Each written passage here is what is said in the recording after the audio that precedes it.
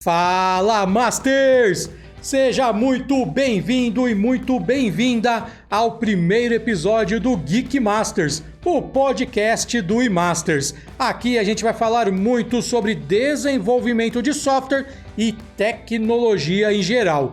E neste primeiro episódio eu convidei o meu amigo Jonathan, lá do GeoLinux, para a gente bater um papo sobre o mundo do código aberto, todas as oportunidades para quem quer trabalhar com open source. E o Geek Masters tem o apoio do Banco Interamericano de Desenvolvimento, que promove a ideia de que software é um produto de conhecimento e, como tal, deve ser compartilhado. É justamente por isso que foi lançada a rede Code for Development, uma iniciativa que serve como uma plataforma para compartilhar recursos e software de código aberto e também conectar as diversas comunidades que apoiam a visão de que o software é um bem público. E quando os softwares são reutilizados e adaptados, essas ferramentas têm o potencial de promover o desenvolvimento econômico e social de toda a América Latina e Caribe. Para você se cadastrar, é só clicar no primeiro link aí na descrição.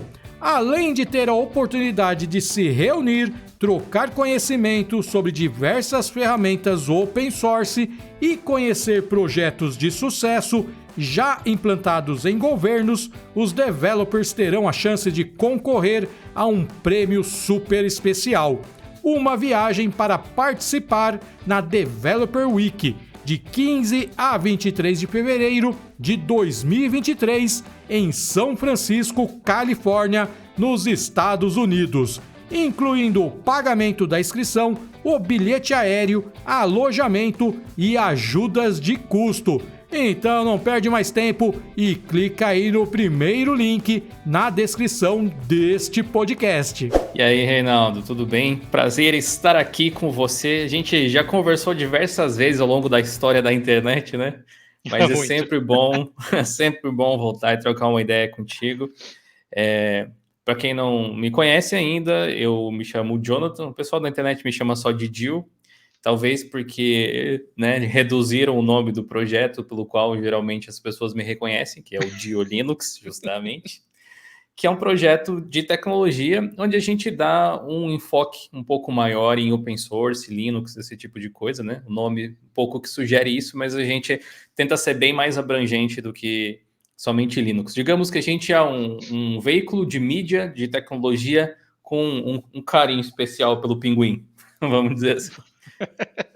E me responde aí, esse é o ano do Linux ou não?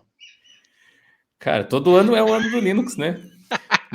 No meu calendário tá sempre tem um pinguim em janeiro lá. Todo ano acontecem várias coisas bacanas. Essa piadinha acho que você vai escutar pro resto da vida, cara. Não tem como escapar disso. Espero que sim. Enquanto for piada, é sinal que é relevante, né? Show de bola. Bom, como vocês viram, a ideia aqui é da gente bater um papo bem descontraído, então a gente vai tossir, vai ter respiração aí na gravação, porque o Geek Masters é um podcast para a gente falar sobre desenvolvimento de software e tecnologia em geral. E para o primeiro episódio, para o nosso podcast inaugural, nada melhor que o Gil e o Linux, que falou de mundo do código aberto, falou de open source, e não tem como fugir do Linux, né? Tanto para desktop quanto para servidor, né, Gil? Como que você vê aí esse mercado para desktop, né? Vamos sair um pouco do normal, né, que é sempre servidor. Como que você vê, principalmente na América Latina, né? Porque eu acho que você tem quem assina o GeoLinux, acho que tem muita gente da América Latina também, não tem? Tem sim. Curiosamente, tem muita gente que fala espanhol que assiste, diz que consegue entender. Eu acho que é tipo a gente, né? Quando escuta alguém falando espanhol que mais ou menos capta as coisas, acho que o pessoal também faz isso. A gente tem um público, felizmente, bem vasto, assim, de pessoas de vários lugares do mundo, de Portugal é bem forte, a galera de Angola também, né? Os lusófonos ao redor do mundo. Sim. Em relação a desktop e tal, provavelmente o nicho de aplicação tecnológica na qual o Linux é pior sucedido, digamos assim. Mas ainda assim tem crescido muito, curiosamente, nos últimos tempos, né? Eu lembro de uma palestra que o Linus Torvalds, lá, o criador do kernel, estava dando uma vez dizendo que, falando sobre o sucesso do Linux no mercado, sobre os Androids, né, que são baseados em Linux também. Sim. Ele dizia que o desktop era a última pedra no sapato dele, porque ele tinha começado o Linux como um sistema desktop e é o único lugar onde não tomou conta completamente, né? Mas 2022 é um ano bem atípico para os Linuxers, digamos assim, porque a gente tem não só um monte de distribuições extremamente fáceis de se utilizar para pessoas de todo o nível de conhecimento técnico, inclusive nenhum praticamente, quanto você vê outras empresas como a Valve trazendo o Steam Deck com Linux, você vê o Chrome OS crescendo cada vez mais, que é um Linux também. Então, definitivamente é um nicho interessante, mas eu acho que eu deixei de ver Linux como sendo esse sistema de desktop ou de servidor, sabe? Comecei a ver Linux como uma tecnologia.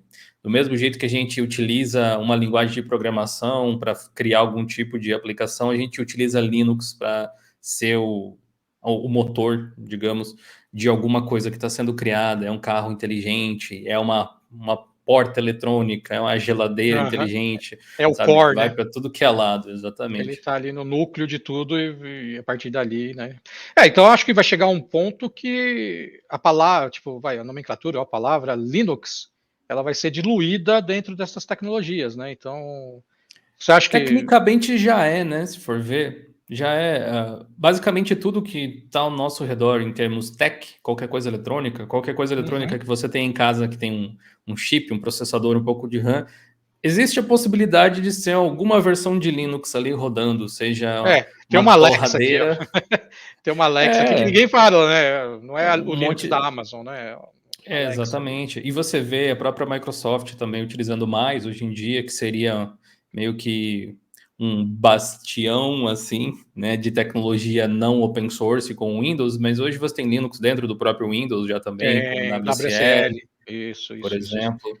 Enfim, né, é isso que, se eventualmente chegar um momento onde ser Windows não for um fator relevante para rodar as aplicações, eu acho que existe maior possibilidade de absolutamente todo mundo utilizar. Hoje em dia, eu acho que muito mais gente poderia utilizar do que usa. É muito mais fácil do que as pessoas imaginam. Inclusive, uma das nossas quests do projeto é justamente mostrar como as coisas são para as pessoas, para que elas possam ter mais conhecimento, para definir que ferramenta utilizar para o que elas querem fazer, né? Afinal, existe um best fit, né? um encaixe melhor para determinada atividade com Windows, com Mac também, né? Sim. A E ferramenta também, é só uma ferramenta, né? Então, o sistema operacional é uma ferramenta. é um meio para um final. Exatamente. E entrando, já falando mais ou menos isso, eu acho que hoje quem trabalha com tecnologia, principalmente as pessoas desenvolvedoras de software, pelo menos na bolha dev, na nossa bolha, né, e na bolha de tecnologia em geral, parece que o mercado está bem aquecido, né? E tem oportunidade para todo mundo. Você acha que esse mercado de open source, do mundo do código aberto, está realmente crescendo e tem oportunidade para todo mundo mesmo? Como que você vê isso, cara? Sim, pelo que eu observo, nunca esteve tão aquecido na realidade, né? O mercado tech como um todo ele está aquecido. Algumas áreas são mais proeminentes do que outras, né? Mas já há alguns anos o mercado vem caçando desenvolvedores, por exemplo, e pessoas capazes de realizar certas tarefas. Inclusive, isso acabou gerando assim um grande segmento novo até de mercado que é de construção desses profissionais fora de universidades, que era uma coisa que não era um negócio imaginável há uma década, duas atrás, sabe? Então a gente tem esse cenário, são as pessoas que precisam lidar ali com código, mas tem o outro lado, que é aonde que eu vou colocar o meu aplicativo rodar? Então, o pessoal de DevOps também está super em alta, que é a galera que cria essa infra, que cria, que provisiona os servidores com as aplicações para disponibilizar para o público. Afinal, de nada adianta você ser um desenvolvedor super talentoso, criar o melhor aplicativo do mundo e ele não chegar no seu cliente, né? Tudo isso faz parte de um contexto. Também não adianta ter a infra e não ter o desenvolvedor. Enfim, são várias coisas que se complementam. E Linux está metido no meio em algum momento do processo sempre. seja ela a aplicação principal com a qual a pessoa vai trabalhar, ou seja em background, seja o servidorzinho que o cara está rodando para fazer o teste da aplicação, seja o próprio sistema operacional no qual ele está desenvolvendo, às vezes também, está usando o Linux para fazer o desenvolvimento em si.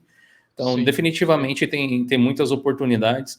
E em tecnologia Bleeding Edge tem muita coisa open source misturada com proprietária, tipo inteligência artificial, se fala muito hoje em dia, né? Deep Learning, Machine Learning, coisas assim. Tem muitos protocolos open source, tem muitas coisas relacionadas a você ter um data center com um monte de Linux e servidores rodando, todos trabalhando como um cluster, assim. Então, definitivamente é um nó central da tecnologia. Teve a sua visão da parte de empreendedorismo com open source, né? Já que você tocou no online, no web, dá para dá para trabalhar só usando ferramentas online hoje, basicamente, né?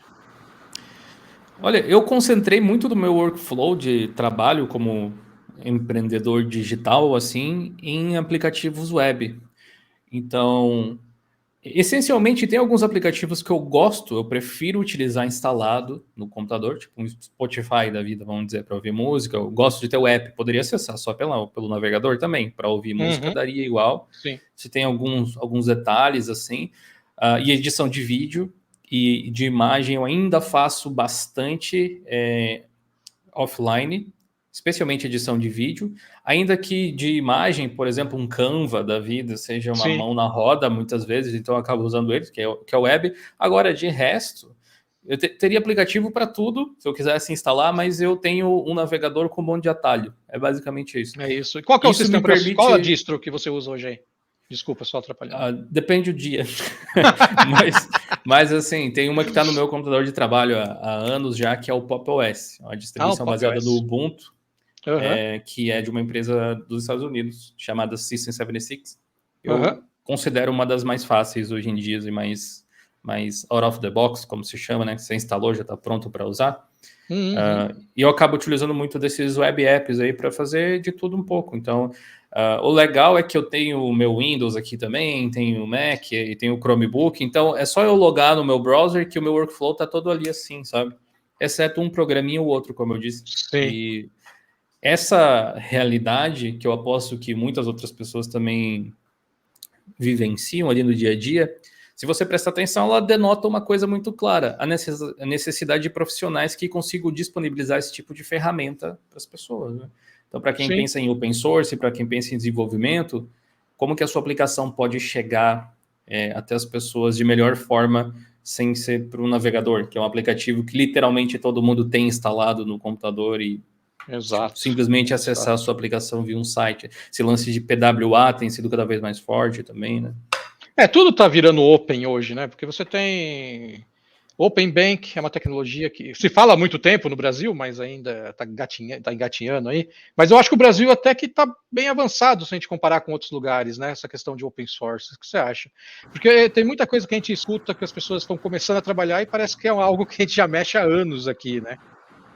Eu não sei como está a comunidade. Felizmente sim. Eu acho que a gente tem uma comunidade Linux open source até que bem forte no Brasil.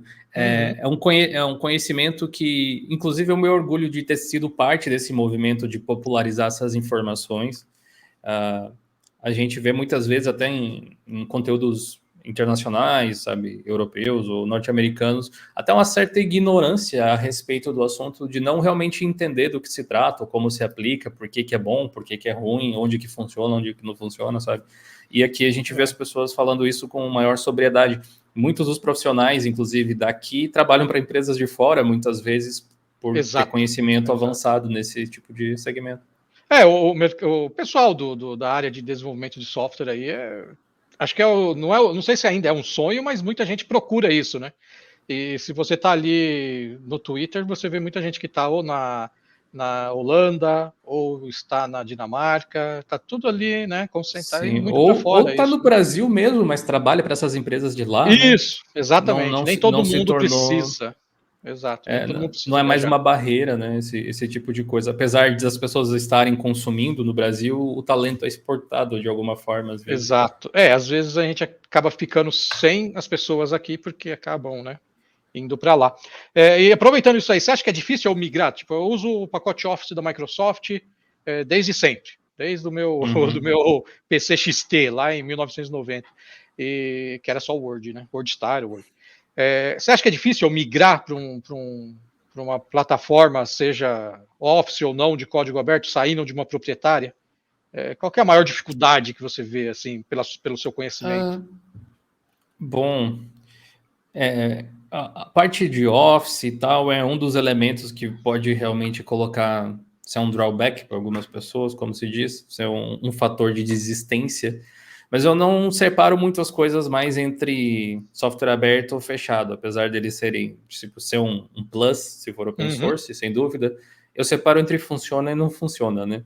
Então, no caso do Microsoft Office, algumas pessoas, eu não tenho dúvida que não poderiam migrar para outra plataforma, não importa se é open source ou não, independentemente de qual seja, porque precisam de alguma coisa que só está lá. É uma prisão, aspas, que as próprias pessoas se colocaram por trabalharem, escolherem desenvolver as suas carreiras em cima de um software que não é propriedade delas ou que está submetido assim aos mandos e desmandos de uma empresa terceira. Então, se a Microsoft decidisse, ela não vai fazer isso, né? Mas digamos, se ela decidisse que todos os arquivos que abrem no seu Word agora não vão mais funcionar na próxima versão e você tem que atualizar para a próxima versão, eles poderiam fazer. Eles não vão fazer. A gente passou por isso com o Windows 11, né? Na verdade, aconteceu no Office 2003 para 2007, né? Se eu não me engano. Para DocX, tinha umas tretas assim, alguma coisa assim. Exato, né? Mesmo com o Microsoft Office, você já pode utilizar formatos abertos de documentos. Isso é uma boa prática, inclusive, de você utilizar. Não é necessário utilizar os formatos da Microsoft e tal. Mas do ponto de vista prático, realmente existem ótimas alternativas que tecnicamente fazem as mesmas coisas. O que impede uma pessoa de migrar para o LibreOffice, né, que é um dos mais populares, talvez, ou um OnlyOffice, hoje em dia muito popular também, entre um Microsoft Office e eles, é a incompatibilidade na hora de abrir um documento criado no Microsoft Office, onde a formatação fica um pouquinho fora. Às vezes é uma fonte que falta, às vezes é um parágrafo que tem um espaço a mais. É esse tipo de micro inconveniência que vai se somando, às vezes, e irritando as pessoas que estão ali. Acaba afastando, aquela pessoa, né? Para aquela pessoa que está abrindo o documento que está errado, ela só está achando, bom, eu abri com esse programa está zoado. A culpa, na realidade, é de você ter criado o documento de forma proprietária, utilizando recursos que não são abertos, né? Que todos os offices conseguem tratar. Mas, na prática, o problema ainda assim está se apresentando na frente dela. Eu, por exemplo, utilizo muito o OnlyOffice para coisas assim de abrir documentos. Ele tem uma ótima compatibilidade com o Microsoft Office.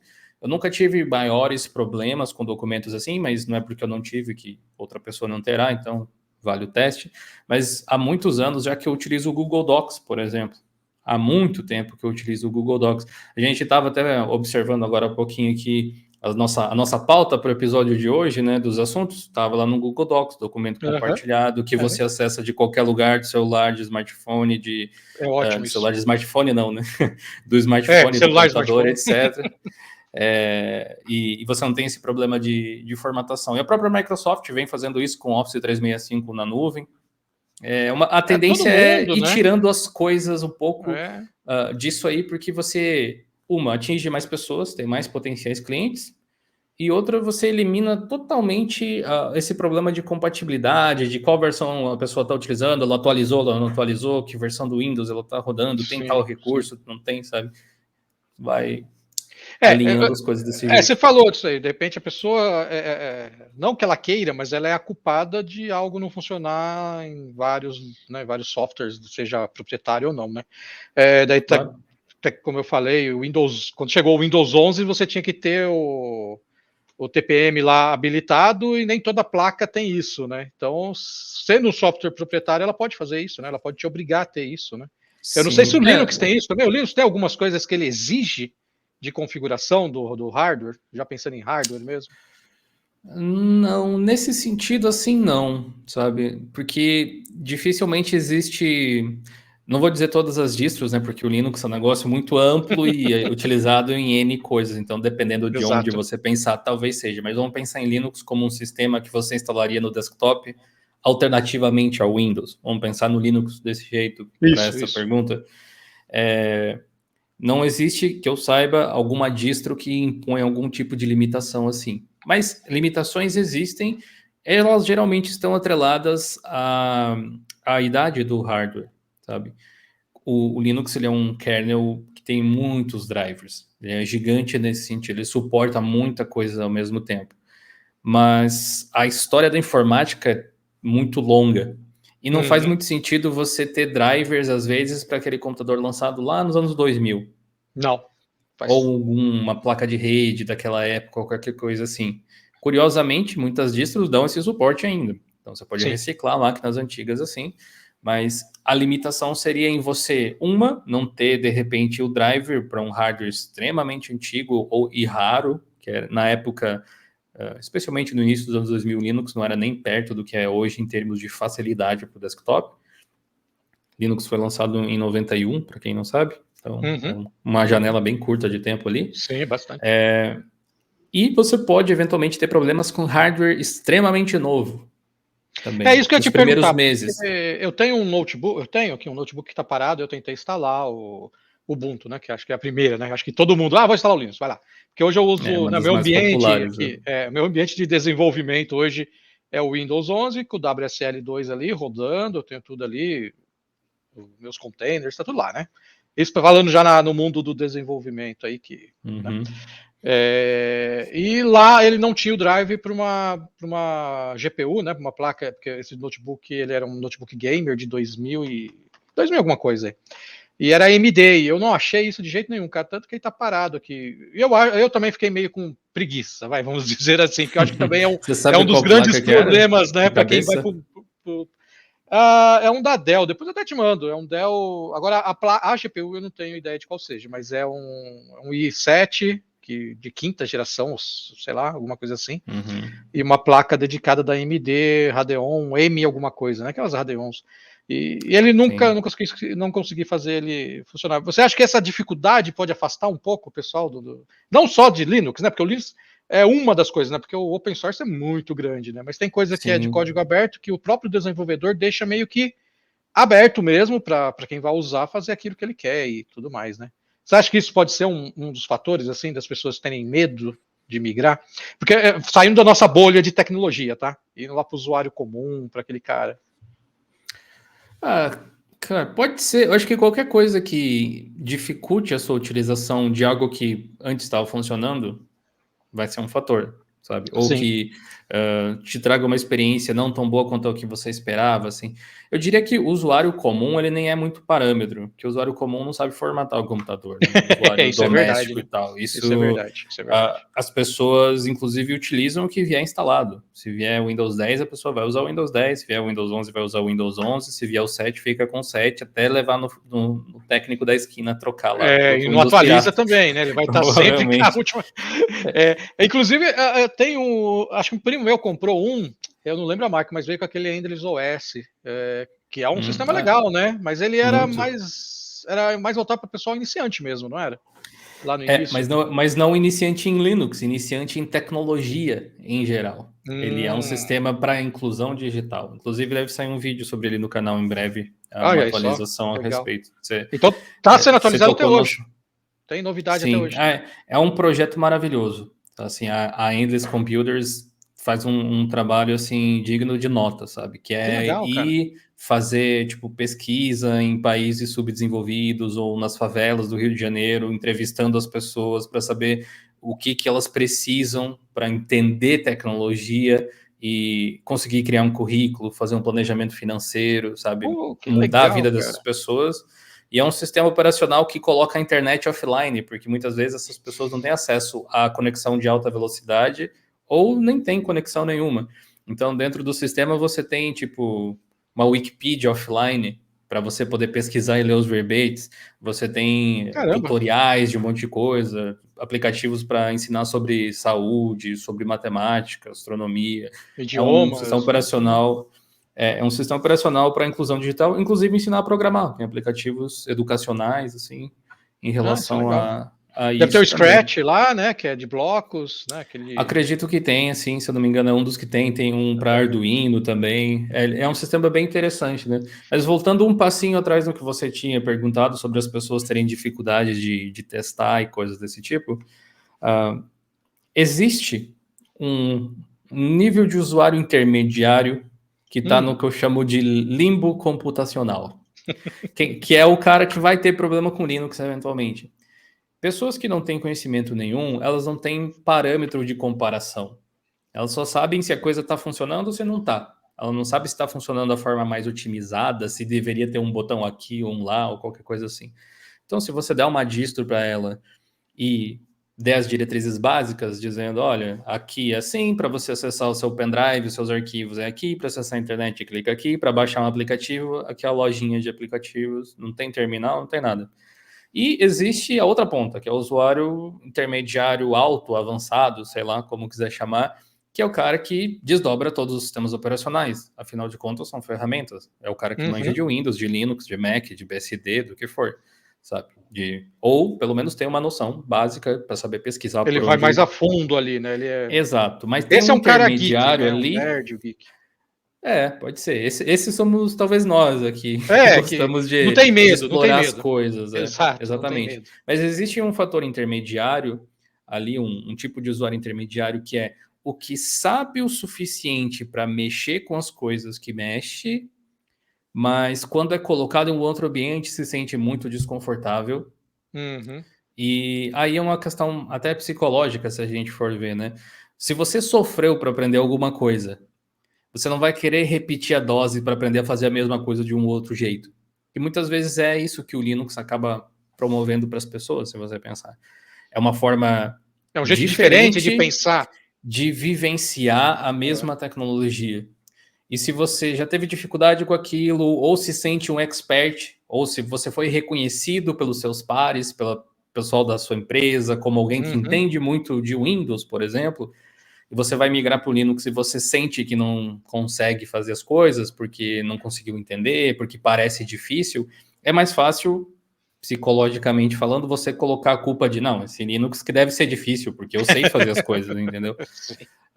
E eu falo isso com conhecimento de causa, porque eu me senti assim também logo que eu conheci. É tipo, mano, tira isso da minha frente. Quem é que fica digitando comando no terminal para fazer alguma coisa em pleno 2007, 2008? 2007. Mas a aí, realidade é que você avança e descobre coisas novas, né? Mas eu consigo usar, vamos pegar aí, uma pessoa hoje consegue trabalhar no Linux sem o terminal? Nunca vai abrir o terminal ou em algum momento ela vai ter que ir para o terminal? Bom, pensa num cara de office, de escritório mesmo. Consegue, sim, tranquilamente. Porque esse nunca é muito tempo, né? Nunca não existe, nunca né? nem no Windows. Nem no Windows você não consegue lidar 100% do tempo sem abrir o PowerShell, ou sem abrir o CMD, ou sem ter que mexer no registro do Windows. Eu prefiro 1000 vezes dar uns apt-get da vida lá do que mexer no registro do Windows, sinceramente. Mas às vezes precisa. E aí vai de você ser profissional e entender tudo, né? Tentar se capacitar para... enfim, dominar as ferramentas que constroem essa tecnologia. O Windows é e vai ser, por muito tempo ainda, provavelmente, o principal sistema operacional utilizado nesses computadores de varejo que as pessoas compram e em vários escritórios. E ele também é um software legado, ao mesmo tempo que é um software de vanguarda, porque tem muitas coisas desenvolvidas tecnologicamente falando há muitos anos, sistemas de empresas bem específicos que são feitos para Windows. E ele não só é a melhor solução, mas muitas vezes é a única, até que vai conseguir atender exatamente dentro daquelas características. Para mudar para um sistema open source, para um servidor, para uma coisa web, talvez, precisaria reformular, dar um tombo completo em como a empresa trabalha, sabe? Inclusive então, tem você precisa saber o Windows também. Sim, tem um banco gigante aí, acho que deve ser o segundo em faturamento, e ele usa COBOL até hoje, porque é um legado lá que eles não conseguem sair, né? Isso desde os anos 80. E tipo, tá rodando, tá funcionando. Tá funcionando! Tá funcionando. 2017, 18, eu lembro de a gente ter noticiado no blog de Linux que um aeroporto da França tinha ficado fora do ar porque tinha dado problema no Windows 3.1 que eles Deu pau na usavam. DLL. E tinha, tipo, uma pessoa que dava manutenção, que sabia mexer no sistema, e ela tava de férias ou alguma coisa assim, Nossa, e aí ele ficou, tipo, um dia sem operar alguma coisa, alguns imagina o terminais ou algo prejuízo, né? assim. Imagina o Pois é, prejuízo né? disso. Mas era 2000 e... Tipo, a gente já tá perto de 2020, né? 2 décadas depois do início do novo milênio, e o cara tava utilizando, o pessoal tava utilizando o Windows dos anos 80, né? Então, 90, lá, aquela rede. isso é assustador, né? Apesar que o COBOL, putz, eu comecei no COBOL, não, eu comecei no Basic, depois eu migrei para o COBOL e o Clipper e tal, né? Eu acho que o COBOL ainda é uma linguagem poderosa, né? E nisso tem até algumas escolas, né? Algumas faculdades que vão, principalmente as online, né? Que exigem que o aluno trabalhe com Linux, né? Para desenvolver software e tudo mais, né? O aluno, a aluna. O que você acha disso, cara? Você acha que é uma revolução no mercado aí ou é uma coisa que é natural mesmo? Porque eu acho válido, sabe? É tipo intercâmbio de idiomas. Se você quer aprender inglês, o melhor é que você fique imerso na linguagem, que você só consuma conteúdo em inglês. Se você puder, que você viva um tempo no Canadá, nos Estados Unidos, na Inglaterra, na E longe Irlanda, dos qualquer lugar. brasileiros, né? Porque tem gente que sai daqui, vai lá morar com brasileiro e não. Não é férias, né? Mas é bem curioso. Eu já tive a oportunidade de. Eu não falo espanhol, tipo, fluentemente, eu consigo entender um pouco, mas eu já passei algumas temporadas em países que falavam espanhol. E aí, depois de umas 2 semanas, você tá, tipo, entendendo tudo, né? Praticamente, justamente por estar inserido lá, estar convivendo com as pessoas. E Linux é a mesma coisa. Como eu disse antes, é um core, é um dos nós centrais da tecnologia, quer você queira, quer não. Tipo, você pode não gostar, azar o seu. Você vai ter que trabalhar com a coisa que você não gosta, então, sabe? E você está inserido logo de cara, quando você está aprendendo, é uma habilidade extremamente interessante. Você pode até depois, eu não quero utilizar Linux no meu desktop agora porque eu quero... eu gosto mais de Mac, eu gosto mais de Windows. Sim. Whatever, tanto faz, você gosta do que você quiser. Mas para trabalhar, é interessante que no processo de aprendizado você seja imerso ali, porque o simples fato de você dar boot todo dia num sistema Linux, seja ele qual for, vai te deixar mais integrado aquilo, vai te deixar numa linguagem um pouco mais natural. Se você for subir um servidor numa cloud qualquer aí, vai ser Linux. Quase que 100% das vezes vai ser um Linux. E se você souber, já melhor, como está inserido na linguagem. Esse aí é o seu intercâmbio. Você fez o intercâmbio para o Linux, para aprender enquanto estava estudando. Aí a maioria dos serviços aí de cloud, você escolhe só qual a distro que você quer, mas é Linux sempre, né? Tem muito como hoje em dia, sendo sincero, elas têm muitos painéis que automatizam configurações. Tem, né? Mas se você quer... Quando der um bug lá, né? Você tem que saber, né? Uma das coisas que eu já mencionei em um conteúdo uma vez, que foi tipo no sentido de, olha, saber Linux me economizou uma grana em termos de cloud, assim, foi que o provisionamento do servidor, ele me deu, era um servidor super básico, acho que era 1 GB só de RAM e um core, né? E ele dava algo como uns 60 GB de SSD, alguma coisa assim, se eu não me engano. E aí, beleza, né? Para rodar uma aplicação simples, pode até funcionar, né? Inclusive, foi assim que começou o fórum do Dio Linux, com esse servidor de 1 GB, porque não tinha muitos acessos ainda e tal. Só que, olha só que interessante, o próximo passo, a gente eventualmente teve que fazer upgrade, tanto de CPU quanto de memória, porque ficou popular e não suportaria mais, fisicamente tinha esse problema. Mas durou muito mais do que duraria, eu acho que ainda está com uma certa folga para o padrão atual, porque eu sabia ir lá no shell do Linux, reconfigurar o swap para dar mais espaço em disco para ele, por exemplo. E aí, como apesar de ser uma aplicação que está sempre rodando, tem muito arquivo estático que era possível de ser jogado para swap. Sim. E isso fez com que eu precisasse demorar bem mais para fazer os upgrades e gastar os suados dólares para manter o negócio funcionando, sabe? Esse é só um micro exemplo de como saber um pouco mais sobre Linux permitiu que literalmente fosse feito um empreendimento com o melhor custo-benefício. Legal. Qual que é a sua formação, Gil? A gente acho que nunca conversou sobre isso, hein? Eu não tenho nenhuma formação, formação formal, né? Eu acho. Na verdade, eu tenho um diploma mais formal que seria de técnico de hardware, mas depois a vida ensinou muitas coisas, né? Como fui trabalhar com criação de conteúdo, eu estudei bastante em relação a marketing digital, como você falou. Linux nem se fala, uma das coisas que eu mais leio até hoje em relação a sistemas operacionais. Eu gosto muito de sistemas operacionais e softwares em si, então eu leio muito sobre todos. Mac, Windows, Linux, mais Linux, legal, que eu gosto um pouco mais. E eu acredito que eu tenha me desenvolvido também como filmmaker, então eu gosto muito desse aspecto técnico de criação de conteúdo com vídeo, comunicação. Tenho estudado muito nos últimos tempos interface com o usuário, UI, UX. Legal. Acho fantástico, até para poder fazer as reviews que eu faço, poder analisar, olha, isso aqui está bem pensado, isso aqui tem um fluxo organizacional que faz algum sentido, esse botão deveria ser de outra cor, sabe? Coisas assim. Que legal, cara. Que bom, que legal. Legal. E agora, tipo assim, inovação aí no mercado de código aberto, o que você viu nos últimos tempos que te chamou muita atenção? Tipo, caramba, teve alguma coisa assim que deu um wow? Eu poderia citar várias coisas, mas assim que você falou, me veio à cabeça o Proton da Valve. Que é, você sabe o que é o Proton da Valve? O Proton é para rodar os games Windows, não é o Proton lá? Ou não? Ele é frequentemente utilizado para isso, mas ele é mais do que isso na realidade. Não me aprofundei nele, não me aprofundei nele. Para quem já ouviu falar do Wine, Wine é um acrônimo para Wine is not an emulator. O Wine não é um emulador, é a própria sigla dele, que é para dizer que ele não emula o Windows, né? Mas o Wine é uma aplicação de código aberto que existe há muitos anos já. Tem versão para Linux, tem versão para Mac também. Muitas vezes as pessoas esquecem, que serve como uma camada de compatibilidade para fazer aplicativos que foram originalmente desenvolvidos para Windows rodarem no Linux e no Mac.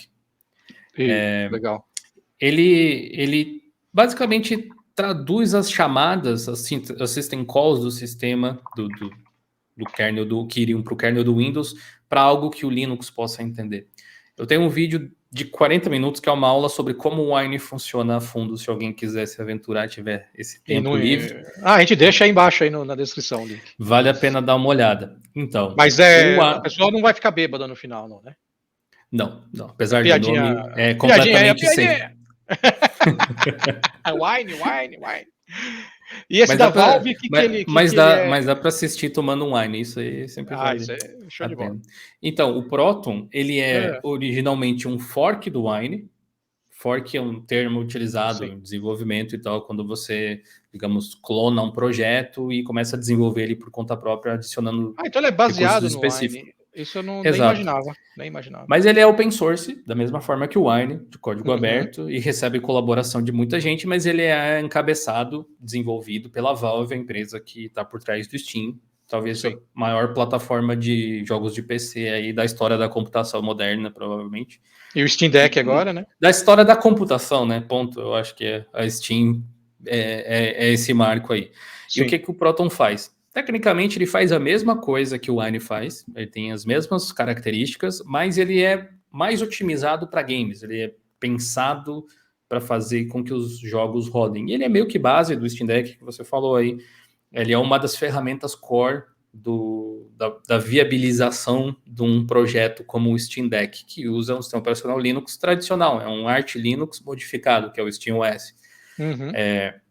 E eu acho que ele é uma das coisas mais fantásticas, porque se você parar para pensar, as pessoas não usam o Windows exatamente porque elas amam o Windows. Tipo, tem pessoas que amam o Windows. Eu gosto. Não vou dizer que eu amo. Eu gosto. Acho bacana, assim. Tem vários recursos interessantes. Mas, no fundo, eu utilizo o Windows porque ele roda o programa que eu não estou conseguindo rodar no Linux, eventualmente. É um joguinho aqui, é um software, o Office que você falou lá, de repente. No Mac você teria a versão lá dele, desde que eu não use nenhuma outra solução. Então, a principal feature do Windows é ter uma grande biblioteca de software. O resto, a interface, como ele funciona, onde você clica, a performance, etc., pode ser meio que quase bit a bit, byte a byte, substituído por um Mac ou por um Linux. Sim. Às vezes até um pouco mais. Exato, às vezes você até consegue mais performance em outros sistemas. Sim. E o problema de não conseguir rodar alguma dessas aplicações no Linux é um problema de décadas. Desde quando o Wine existe, praticamente, o pessoal já identificava essa necessidade. Sim. Então, O Proton, ele meio que fez isso funcionar de uma forma muito mais eficaz. Com a inclusão de outras tecnologias open source, tipo o Vulkan, que é uma API gráfica, que pode ser utilizada no Windows, inclusive, e no Linux. Além das placas, e a Vulkan nas placas da AMD são muito melhores do que na da NVIDIA, assim, absurdamente. Mas funciona na NVIDIA também. Funciona, mas tipo Doom, não sei se você chegou a jogar esse Doom, esse é o último Doom, né, no Infinity, não sei, tô com o Infinity na cabeça. Eu tenho uma GPU da AMD aqui, daí quando eu mudo para Vulkan, funciona bem melhor. Sim, FPS para cima e muito para cima. Mas enfim. Poderia funcionar no Mac também, mas a Apple não quer. Aqui é o metal apenas e é só isso, sabe? Mas poderia funcionar lá também. É tipo uma questão da Apple querer. Ela é mais proprietária do que a Microsoft, né? A Apple ela é bem fechadinha, né? Curiosamente, não, né? O macOS ele é open source até certo nível. A interface dele não é, mas o kernel é. Sim. Por exemplo, o Darwin, né? Mas enfim, esse é outro. O ecossistema é outra discussão. Voltando para o Vulkan. O Vulkan, ele permitiu que... Ele é uma API gráfica de baixo nível, então ele conversa com todas as GPUs, Intel, AMD, NVIDIA, e funciona em todos os sistemas operacionais. Inclusive o Android usa Vulkan hoje em dia também. E provavelmente qualquer dispositivo aí que mostre gráficos na tela, que tenha sido lançado nos últimos tempos e use Linux como base, possivelmente está usando o Vulkan também. Legal. E ela é muito eficiente, exatamente como você falou. E mesmo no Windows, ela costuma ser muito eficiente. Ela seria para rivalizar com o DirectX 12, mas eu acho que o Vulkan já meio que sobrepujou o DirectX 12 em alguns níveis aí. Até porque o DirectX 12 só funciona no Windows, né? E no Xbox. E o Vulkan consegue rodar nas outras coisas também, mais cross-plataforma. Então, o que acontece? O que é um dos problemas de você rodar o joguinho do Windows no Linux? Era um problema. O jogo ele é composto de vários arquivos diferentes, muitos deles atrelados a recursos que o próprio Windows tem. O kernel do Windows, o DirectX, o DX Input, que é para controlar mouse, teclado, controle, coisas desse tipo. Entre outros serviços e aplicativos, até o Windows Media Player, muitos jogos antigos utilizavam, tal, como o reprodutor de mídia para rodar uma cutscene, por exemplo. O FMV lá, aquelas... Muitas coisas integradas à própria plataforma. Então, fazer esse jogo funcionar no Linux significa que precisava de todos esses elementos dentro de uma outra plataforma. Ou que houvesse uma camada de compatibilidade que pudesse explicar, digamos assim, para o Linux o que fazer com aquelas informações. Porque, do mesmo jeito que o DirectX sabe desenhar uma bolinha na sua tela, o OpenGL e o Vulkan também sabe, só que a forma com que você pede para eles fazerem isso é diferente. Então, o Wine funcionava quase como uma tabela nesse sentido, né? Ele recebia a informação do DirectX e pensava, beleza, quer que desenhe uma bola? Como é que eu peço para desenhar uma bola aqui no OpenGL? E daí mandava o comando para que o sistema entendesse. Por isso que ele é uma camada de compatibilidade, de tradução. Sim. E o Proton faz isso de forma eficiente, utilizando uma tecnologia open source também bem revolucionária dos últimos tempos, chamada DXVK. DirectX para Vulkan. DirectX to Vulkan.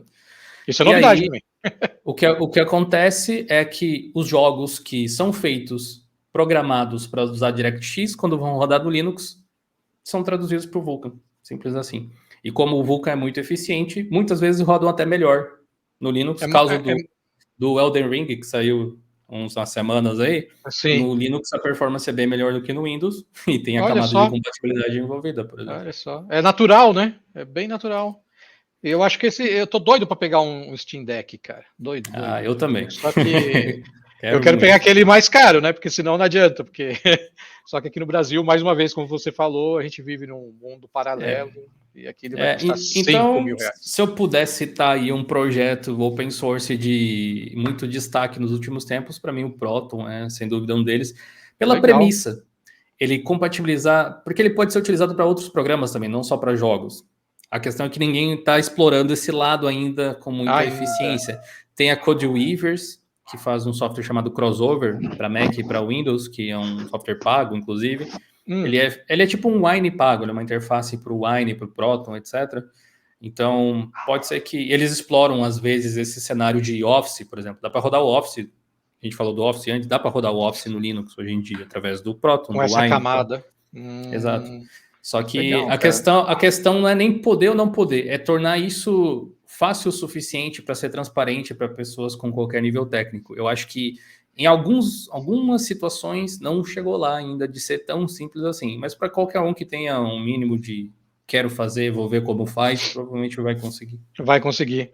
Pô, legal, já tem aí um assunto para a gente bater um papo, hein? Porque a gente está dando quase 1 hora aqui já de papo. Foi um prazer, Gil. É sempre bom conversar com você, cara. Você é uma referência aí no mercado do código aberto, no Linux, então nem se fala. Eu quero te convidar para a gente falar sobre o Proton. Acho que eu vou dar uma estudada nisso aí também, que você me deixou bem animado, bem curioso. Já fica o convite aí para um próximo episódio. Só tenho a agradecer, cara. Só tenho a agradecer a sua presença aqui. Se quiser deixar algum recado, passar as suas redes, o seu canal, fica à vontade aí. Claro, poxa, eu agradeço. Eu adoro falar sobre esses assuntos aí e, no fim das contas, a gente está se ajudando a espalhar a palavra, né? Espalhar o conhecimento por aí.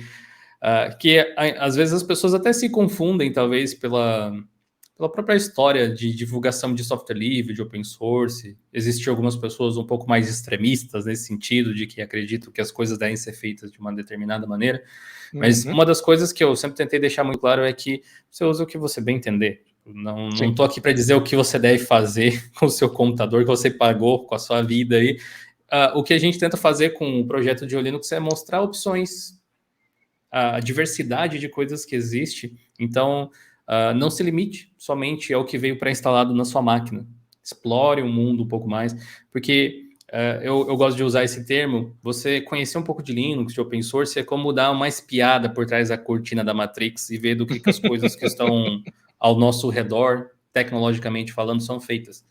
Então, explore esse tipo de coisa. Se você quiser assistir os nossos vídeos, acompanhar os nossos textos, seria excelente. Você pode acessar diolinux.com.br para o nosso site. Tem um monte de links e conteúdos que a gente publica por lá.